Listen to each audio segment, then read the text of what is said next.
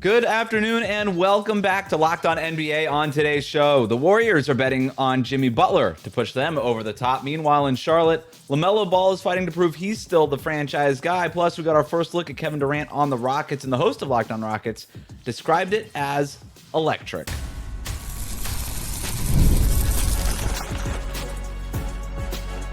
You are Locked On NBA, your daily NBA podcast. Part of the Locked On Podcast Network, your team every day. Hello and welcome back to Locked On NBA. However you're tuning in on YouTube or on your favorite podcast app, thanks so much for making us your first listen every day. I'm Wes Goldberg, and today we're talking about the Charlotte Hornets and whether or not they could build something around LaMelo Ball and Brandon Miller and some of their new rookies. Plus, we'll look ahead to Kevin Durant's preseason debut and what that means for Houston's offense, and we're doing it with the help of Locked On's local experts, and I have two of the best with me, as always, from the Locked On Nuggets podcast, senior NBA writer for the Action Network, Matt Moore. Matt? There's this theory that if you go through a black hole, like there's a moment where it like inverts and flips inside of itself, and it's basically like the singularity. Joe Mazzulla is trying to approach the three-point singularity. They took 53 three-pointers last night. I had a scout text me that was like, they're taking more of them. I am genuinely concerned that we're all going to be consumed, but everything will be threes in the future that Joe Mazzulla runs. Haize is the host of Locked On Bulls of Bulls and Bears, creator for Bleacher Report. Haize, do you have any idea what Matt is talking about right now? Matt's doing the thing that the young people would say is us being old timers and unks is what it is. Worried about 3-point shooting. We're being unks, but he's not wrong. 3-point shooting is getting ridiculous. We're worried about 3-point shooting. We're worried about black holes. I don't know what to make of any of this stuff anymore. It's just preseason. Who knows? But the Warriors played their preseason game against the Trailblazers last night, and Steve Kerr went with the expected starting lineup for the first time of Steph Curry, Moses Moody, Jimmy Butler, Draymond Green, and Al Horford. But it was the young guys off the bench logging the heavy minutes in this game. We asked Charlie Walter of Locked On Warriors about the mix of young and old going on in Golden State.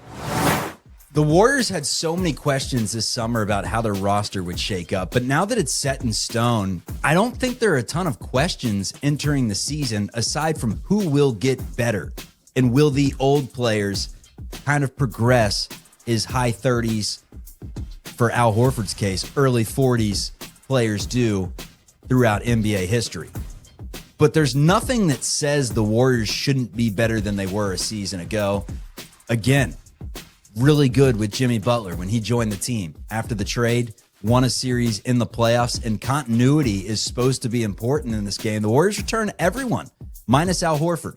They add in Seth Curry, they add in DeAnthony Melton, they add in Horford, who can space the floor. Post gets older, Pods gets older, Moody gets older, healthier too, also with Podziemski. And all of a sudden, you're looking at a team where maybe all these pieces can fit. Jonathan Kuminga with time to integrate himself in with Jimmy Butler. Because when he returned from the ankle injury a season ago, it was balls to the wall, try to get to the playoffs. And they did not have that luxury. They will at the beginning of the season. And for that reason, my biggest question is how much better will the fringe players, the Pods, the Moodies, the Kumingas get to reaching their full potential in playing like veterans rather than young players. I'm Charlie Walter of Locked On Warriors. Check out our show for more Dubs content. So Moses Moody had 10 points as part of the starting lineup last night. Quentin Post comes off the bench. He scores 20. Jonathan Kuminga wasn't very effective in his minutes. Brandon Podziemski plays. All these guys end up playing some minutes. But, Matt, who among Golden State's younger players do you think needs to step up? Who do you think is the best fit? I will never stop believing in Moses Moody. Never. I will go down with the ship. I do not understand why this guy has not been given more opportunities. I do not understand why this guy hasn't been freed in a trade. I do not understand why the team still seems reluctant to give him bigger roles. Like, he has all of the pieces to be a valuable and serious contributor to a winning team. Like, Moses Moody is legitimately good. Pods, I think, is the easy answer here. The numbers are good. They're not like awesome. They're just good. I think that they wind up believing a little too much in Podziemski. Like, I think that's where they get to a lot of the time. It's hard to believe in some of these dudes, like Quentin Post. Seriously, like if Al Horford has to take an eye off, that's your starting center. If they don't go small ball, really doing the Quentin Post thing again. Gui Santos, pretty good. I am very underwhelmed by a lot of these supporting role players. Haize, they'll be good. because Kerr's a great coach and they've got enough star power. But I am not like, they have cycled through too many of these guys. Last season, they had like, oh, it's Trace Jackson Davis. Oh, no, it's Brandon Bajewski. Oh, no, it's Moses Moody. They never seem to figure out who it is that they actually like, who's the guy that is like, no, this is a guy for the future. And so I'm left to believe that none of them are.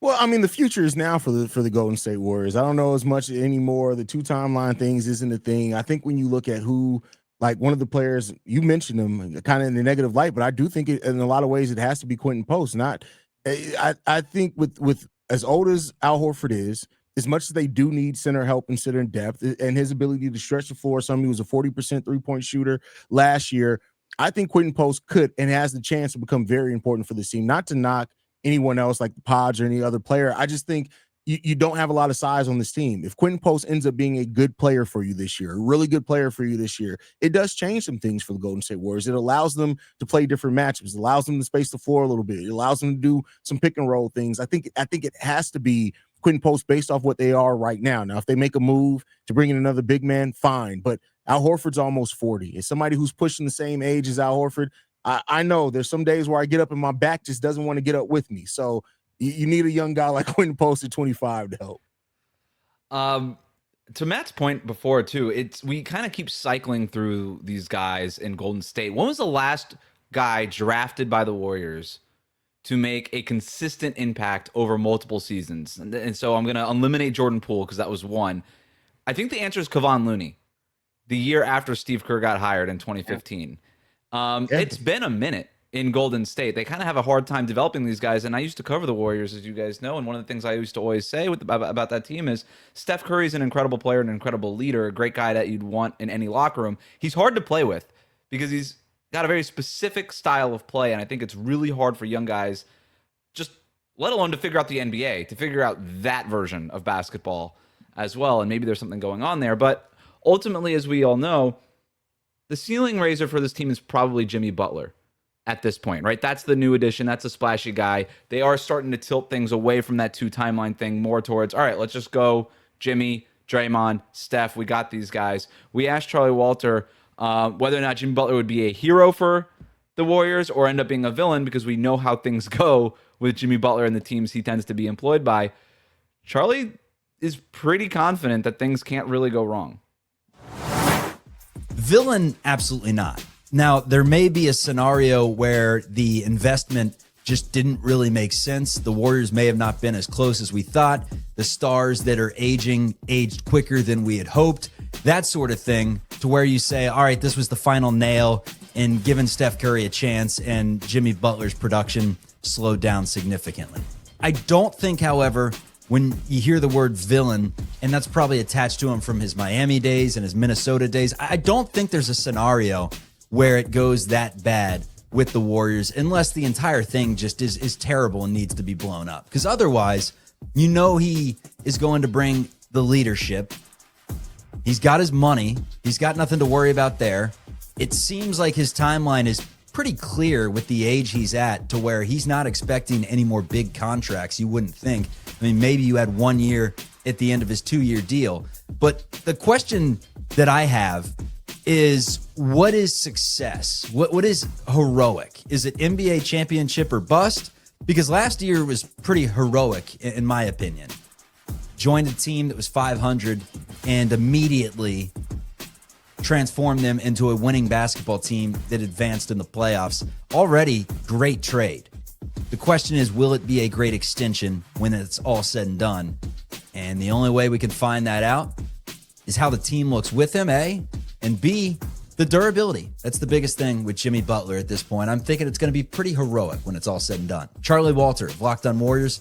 Check us out for more Dubs coverage.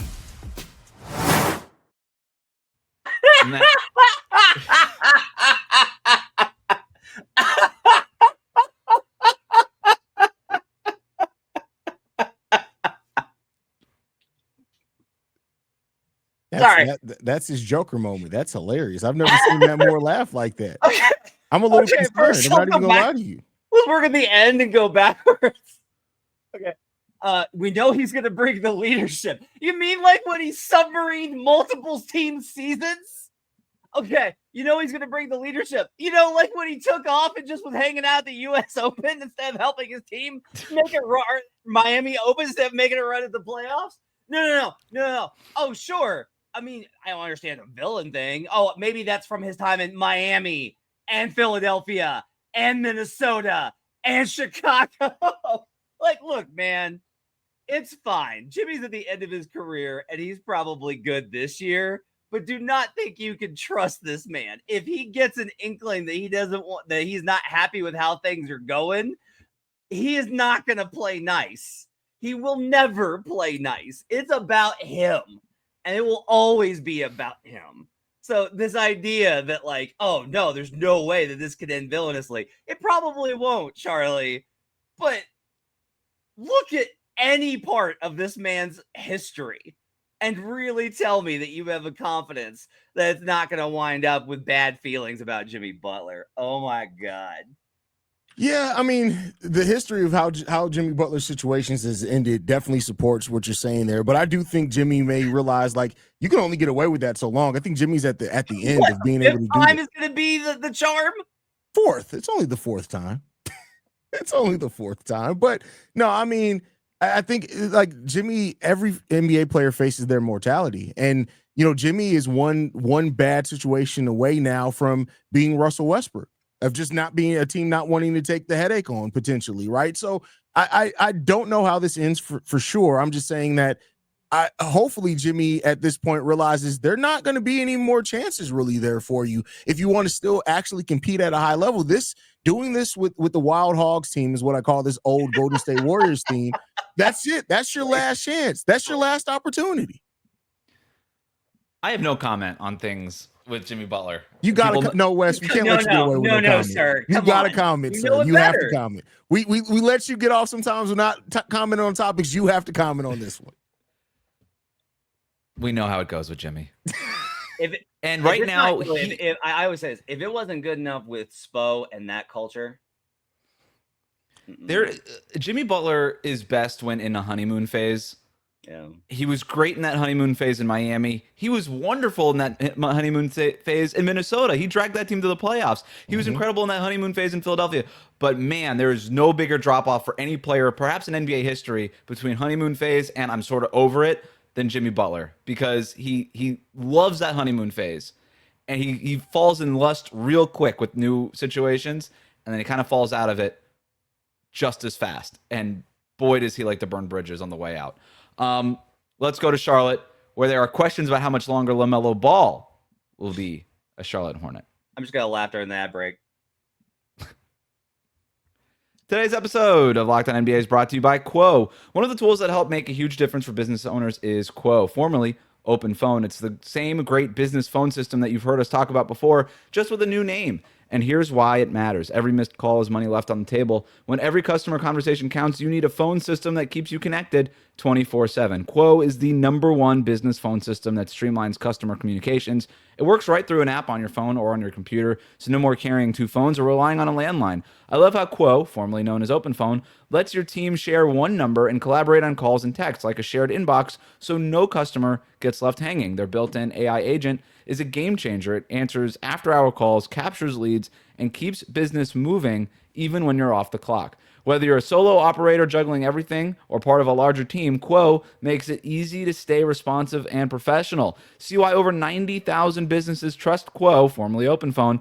Get started for free and get 20% off your first 6 months at quo.com/lockedonnba. That's Quo, QUO.com/lockedonnba. And if you've got an existing number with another service, Quo will port them over at no extra charge. Quo, no missed calls, no missed customers.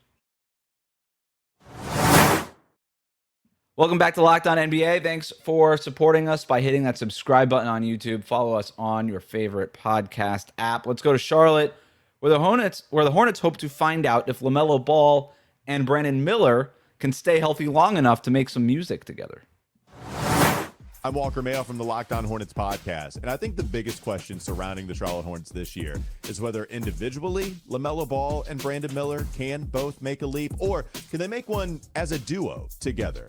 problem is we haven't seen him play a whole lot. Brandon Miller played 27 games last year and then suffered a wrist injury. LaMelo Ball, as we know, has not played over 50 games in each of the past 3 seasons. So short of just being healthy for health's sake, you need to see these guys on the court to truly evaluate if that duo can lead your team to the playoffs and beyond. What's good for both of these guys, especially LaMelo, is it's the first time the front office has supplemented them with enough talent to truly evaluate them in that regard. No more G Leaguers being called up because of injuries. Now you have requisite enough talent with the depth, especially in the backcourt surrounding both of your stars, to see, hey, if those guys bring it, maybe the Hornets as a unit can bring it all the way to the play-in tournament, maybe even an outright playoff berth.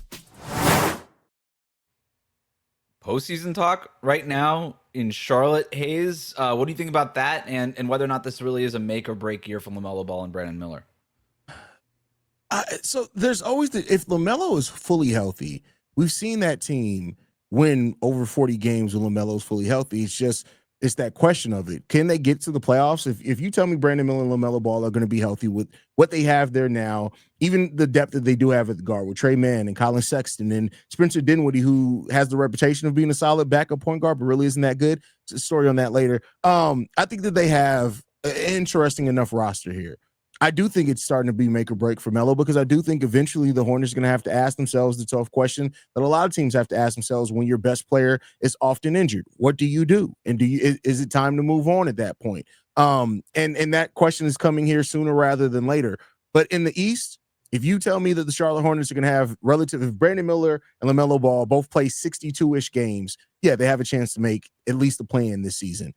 I just don't know if I'm ready to bet on that.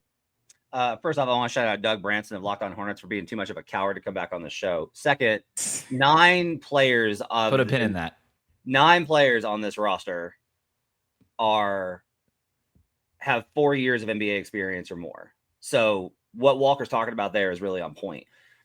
A really easy way for you to get your team to be decent is just add guys that know what they're doing. Just add NBA veterans, because their floor is so much higher than the young guys. Their mistakes are so much fewer. So that's 9. Moussa Diabate, who I think is great, is 10. And Brandon Miller is 11. That's 11 guys. 11 guys that I feel like can play in the NBA.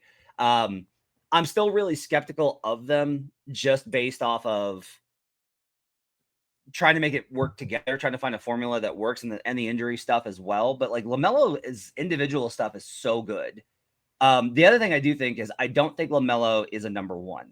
I think he's like an elite number 2.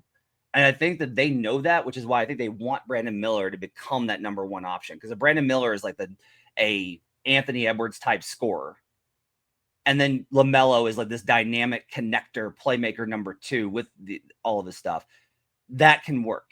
But it's going to take real buy-in from all parties, the development of Miller in time, et cetera, for this to work out. Otherwise, I do kind of think this is LaMelo's last year in Charlotte. We asked an old friend of ours who would actually be the Hornets' number 1 guy in 5 years. I'm Doug Branson from the Locked On Hornets podcast, and I've been asked to rank these Hornets by how good they're going to be over the next 5 years. LaMelo Ball, Brandon Miller, Con Knippel, and Liam McNeely. Let's start with the obvious. That's LaMelo Ball. I'm honestly not even sure he's going to be a Charlotte Hornet in the next 5 years, so I will rank him a Los Angeles Clipper. As for Brandon Miller, Con Knippel, Liam McNeely, this is going to be the boring answer, but I think you go by the pick number here, and you say Brandon Miller has the best shot to be the best Hornet, followed by Con Knippel, the 4th overall pick, who I think is going to be a valuable connector for this team, but there are ceiling questions. And then Liam McNeely, who we did get a brief look at in Summer League before he got injured, and I will say he's got some sauce, he's got some je ne sais quoi, and I don't know that he can lead Brandon Miller necessarily, but I'm giving him a shot to move ahead of Con Knippel over the next 5 years. We'll see, but that's my ranking for the next 5 years. For more, check out Locked On Hornets on the Locked On Podcast Network, your team every day. Agree? Disagree with Doug's rankings? I miss that beautiful traitorous face. But I think I agree. I think I'm on point with all these. The guy that I think I'm most interested in on this roster, Haize, Kalkbrenner has me like really, I'm very interested in this. The other one is Trey Mann, who had like a phenomenal preseason last year and was set to have this breakout season, and then he gets hurt like 2 games in because it's the Hornets. But I think there's other guys in this roster that I'm really interested in. I don't know. What do you think about Doug's list?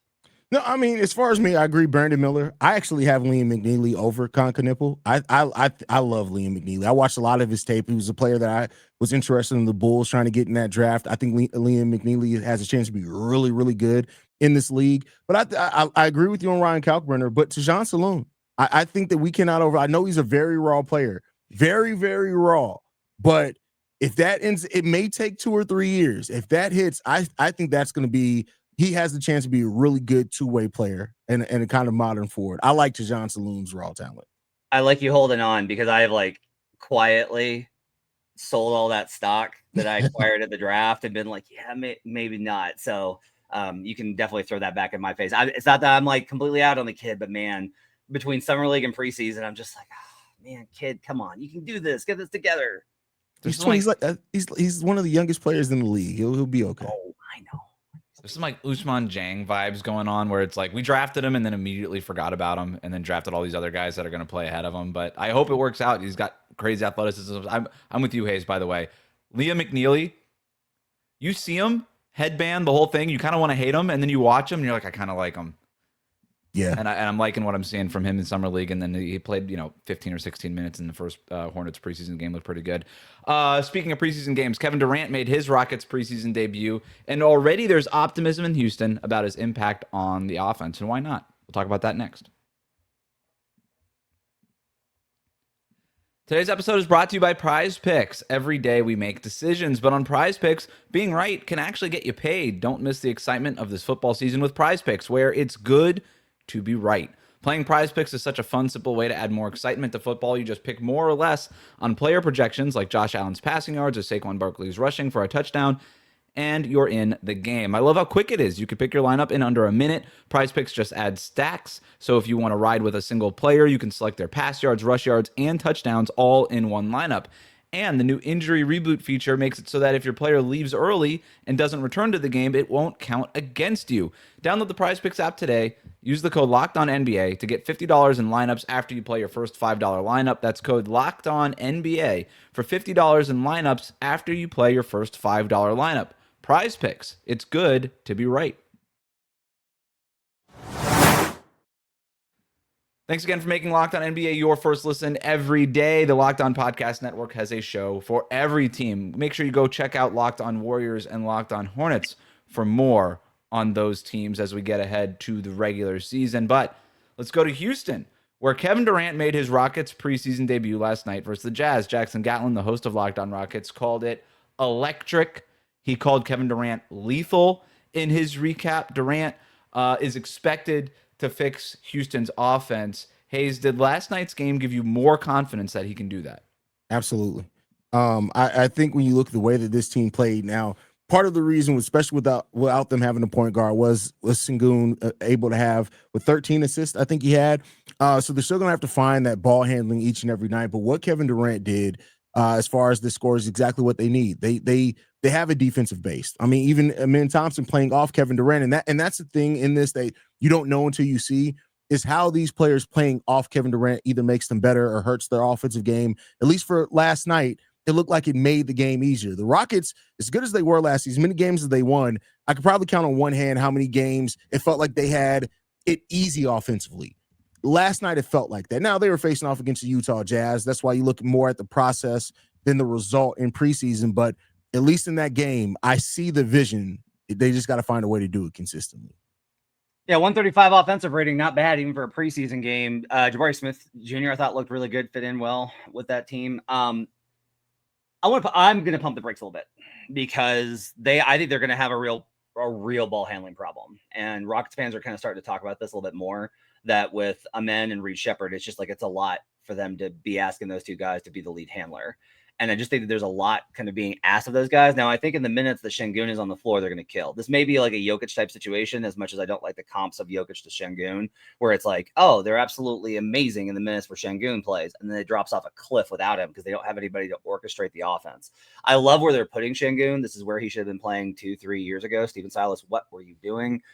Even Ime Udoka, why did you not put this guy in better positions? But now they've got him higher up in the floor with cutters. That makes the most out of Şengün. Like, Şengün might be an MVP candidate this season. Like, we might be walking away with him with saying, like, yeah, look, KD played, 58 games, had a good season, but missed some time, missed that month with an injury or whatever. And meanwhile, Şengün was just a tank every single night. Like, if they live up to expectations, which I am not sure they're going to, Şengün might be the reason. That was my big kind of takeaway from it. Şengün leads the preseason in assists right now, Haize.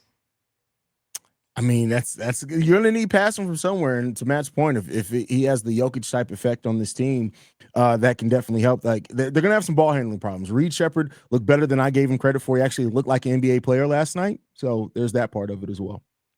Let's talk a bit more about some preseason action. In college sports, players will get stickers for standout performances on lame colleges. Lame colleges like Ohio State like to do this, but they'll put stickers on helmets. Hold on, wait a second. First Should I of use all, a different example? Florida State will do you this? can use Notre Dame. Don't use Ohio State. Okay, very good. Yeah, we can all agree that Notre Dame is no good. So, how some of these colleges will put stickers on the helmet when they have like a standout play or performance or a highlight or something like that. That's what we're going to do right now with some preseason stuff. So, Matt, I want to start with you. You get to give a sticker to somebody based on a performance or something that they did last night. Who are you giving your sticker to? Ace Bailey, 25 points in the debut, talked enough trash that Kevin Durant was clapping back at him. You just got here. Amazing. I'm so excited for this, Haize. The Jazz are going to be so terrible, and Ace is not going to care. Like, this might have been the best place for him to get drafted because we're going to get this dynamic. I'm so excited for this. I am very in on the Ace Bailey experience. Oh, you want me to go? Yeah, I know. He asked. I didn't know. For like, Ace Bailey played amazingly. I like what Ace Bailey's going to get to do as far as having a ton of shots is going to be really fun. But I'm going to give my sticker to a player that you actually mentioned yesterday, Matt, and that's Jaylen Wells. He balled out yesterday. He played really, really good yesterday, man. Him and Cedric Coward, I'm telling you, like, they may have something there as far as a wing rotation down there in Memphis, but Jaylen Wells off 9 shots, 21 points, 3 assists, one rebound in that game. Like, yeah, Jaylen Wells looked really, really good yesterday. I'm giving my sticker to Kel'el Ware, 29 points and 12 rebounds. Bounce back game for Kel'el against Victor Wembanyama. He outplayed Wembanyama in that game. A lot of Heat fans wondering, hey, Eric Spoelstra has been real critical of Kel'el Ware lately. Seems like he may have lit a fire under his butt. That was a heck of a performance. That's why people are so high on him. Yeah. Makes a lot of sense. A couple more that I like, by the way, Keontae George, I thought actually played really well yesterday for the Jazz. I'm like, why am I saying all these Jazz guys? Nick Clifford, 9 dimes in his preseason debut. Thought that was really good and encouraged by that. Rob Dillingham for the Wolves has looked like he's actually taken a step forward, which I'm very excited for. I'm here for the Dilly era. I think when we look at some of the other like bigs, Luke Garza looked great. Actually, I thought with the Spurs, a lot of opportunity. I mean, look, if we're doing the preseason thing, we got to go back to Haize, and we got it's Modest Buzelis.